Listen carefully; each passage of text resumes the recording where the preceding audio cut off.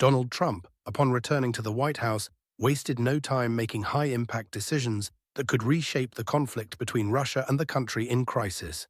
According to Daily Mail, he is considering an executive order that would prohibit aid to nations whose policies contradict U.S. strategic interests. The New York Times reports that Washington is prepared to recognize Russia's control over liberated territories, with Russian forces remaining on at least 20% of the country in crisis. This suggests potential U.S. concessions on key security issues. Analysts believe Trump aims to avoid further American involvement in the conflict, despite his campaign promises to resolve it within 24 hours. Now, he acknowledges that achieving a settlement could take at least 6 months. His administration's primary focus is domestic policy, revitalizing the economy and industry rather than engaging in foreign conflicts. His team has already stated, America will no longer pay for other people's wars. If Trump signs the executive order, the country in crisis will lose U.S. military and financial support. The Pentagon is reportedly preparing for reduced arms shipments, which could cripple its supply chain, given that 90% of its military capabilities depend on Western aid. Political analyst Douglas McGregor emphasizes that without Washington's backing, the country in crisis will struggle to sustain its military operations at the current level, and Europe cannot fill the gap. Moreover, a U.S. withdrawal could trigger a domino effect. France and Italy might follow suit. The New York Times also confirms that Washington has de facto acknowledged Russia's control over liberated regions, understanding that Moscow will never relinquish territories enshrined in its constitution. The NATO debate remains unresolved. The U.S. has proposed a 20-year moratorium on the country in crisis joining the alliance, but Moscow demands permanent neutrality. Escalation looms as Europe faces strategic uncertainty. Russian Foreign Minister Sergei Lavrov reaffirmed that Moscow rejects temporary compromises and categorically opposes NATO expansion into the country in crisis. The Kremlin insists on binding legal guarantees, dismissing Western delays as mere tactical maneuvers. Meanwhile, Der Spiegel reports that Poland and the Baltic states are discussing direct military intervention if Russia solidifies its position.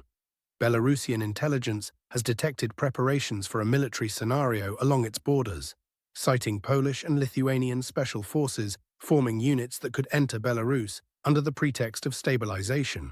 Political analyst Scott Ritter warns that any EU military involvement could escalate into a full-scale European conflict. NATO is unprepared for such a scenario, but internal instability could push certain leaders into desperate actions. Against this backdrop, Trump and Putin are expected to hold their first phone call soon. According to CNN, Trump instructed his team to arrange direct talks immediately after his inauguration. This conversation could shape the course of global politics for years to come. Diplomatic efforts and the search for neutral ground. Preparations for U.S.-Russia negotiations began weeks ago, signaling Washington's urgency in finding a diplomatic resolution. A key topic will be arranging a face-to-face summit between Trump and Putin in the coming months. Trump's administration is considering hosting a summit aimed at conflict resolution, marking a shift away from escalation. However, past diplomatic attempts have failed to achieve breakthroughs, and the crisis remains a major global destabilizing factor. The location of the talks remains uncertain. Switzerland, once a neutral mediator, lost its credibility after aligning with anti-Russian sanctions. As a result, its role as a potential host has diminished. Hungary has been suggested as a venue, given Prime Minister Viktor Orban's ties to both Moscow and Washington, but its proximity to the conflict zone makes it a politically risky choice. Analysts believe a neutral country would be preferable. Alternative mediators include Turkey, Saudi Arabia, the UAE, and Brazil. Turkey has played a pivotal role in previous negotiations, while Saudi Arabia and the UAE seek to expand their global influence through peace initiatives. Brazil, as a leader in the global south, could offer a neutral platform acceptable to both sides. Europe's crisis deepens amid U.S. policy shifts. The political divide in the U.S. is slowing decision-making on international affairs, while European governments face growing pressure from economic instability linked to sanctions. Germany and France may soon reconsider their approach to the conflict. Meanwhile, Russia is strengthening its ties with China, India, Turkey, and Africa. bypassing Western sanctions and reshaping the global balance of power. This shift forces traditional geopolitical players to acknowledge the rise of new centers of influence. The success of upcoming negotiations will hinge on compromise between the US, Russia, and key mediators, China, Turkey, and Saudi Arabia. Security guarantees and economic conditions will be decisive factors. 2025 could be a turning point. If diplomacy succeeds, it could redefine the global order. If talks collapse, further escalation is inevitable. A US withdrawal from supporting the country in crisis would be one of the most significant geopolitical shifts in years, leaving it isolated and forcing Europe to confront the crisis independently. Trump's return sparks panic in Europe. Trump's comeback has sent shockwaves through Europe. His announcement of a national emergency and aggressive energy expansion has effectively dismantled the EU's green agenda. Germany's abandonment of nuclear energy has led to a 5% annual decline in industrial output and a 40% surge in electricity prices. With its energy system weakened, Europe is now even more reliant on US liquefied natural gas, LNG. In 2023, US LNG exports to the EU surged by 143%, and by 2025, European dependence on American gas could exceed 60%. Washington first pushed the EU to abandon hydrocarbons, then orchestrated an energy crisis, and now profits from Europe's dependency.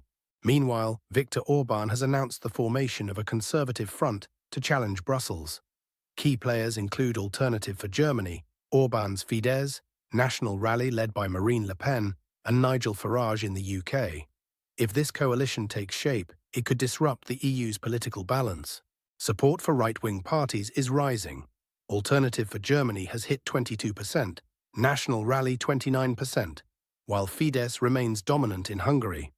Brussels is in turmoil, and Ursula von der Leyen's vision of a green revolution appears to be crumbling. Europe's growing dependence on Washington. US influence over Europe is expanding. Former Trump advisor Steve Bannon bluntly stated that the EU is losing its independence, with Washington set to control both its energy and defense sectors.